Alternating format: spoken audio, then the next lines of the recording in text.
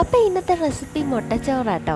ഞാനും എൻ്റെ ഫ്രണ്ടും കൂടെ ആദ്യമായിട്ടാട്ടോ ഇതിങ്ങനെ ഉണ്ടാക്കി കഴിച്ച് നോക്കുന്നത്. അന്ന് തന്നെ ഞങ്ങൾക്ക് ഇഷ്ടപ്പെട്ടു. പിന്നെ ഞങ്ങൾ കുറേ പ്രാവശ്യം ഇങ്ങനെ ഉണ്ടാക്കി കഴിക്കാറൊക്കെ ഉണ്ട് കേട്ടോ.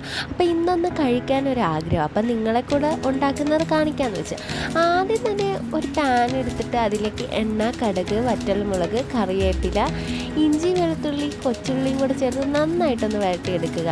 അതിലേക്ക് പച്ചമുളക് ഇട്ട് കൊടുക്കണം കേട്ടോ. പിന്നെ മുളക് പൊടിയും മഞ്ഞൾപ്പൊടിയും കൂടെ ചേർത്ത് നന്നായിട്ട് വഴറ്റിയെടുത്തിട്ട് അതിലേക്ക് തക്കാളി, കുറച്ച് ഉപ്പും കൂടെ ചേർത്തൊന്ന് മിക്സ് ചെയ്തെടുക്കുക. ഇതൊന്ന് സൈഡിലേക്ക് മാറ്റി വെച്ചിട്ട് ഞാൻ 2 മുട്ടയാട്ടോ എടുത്തത്.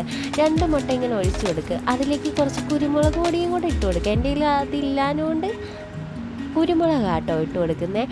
എന്നിട്ട് അതും കൂടെ ചേർത്ത് നന്നായിട്ടൊന്ന് മിക്സ് ചെയ്തെടുത്തിട്ട് ആവശ്യത്തിന് ചോറും കൂടെ ഇട്ട് ഉപ്പും കൂടെ ചേർത്ത് നന്നായിട്ടൊന്ന് മിക്സ് ചെയ്തെടുത്താൽ നമ്മൾ മുട്ടച്ചോറ് റെഡി ആയിട്ടുണ്ട്.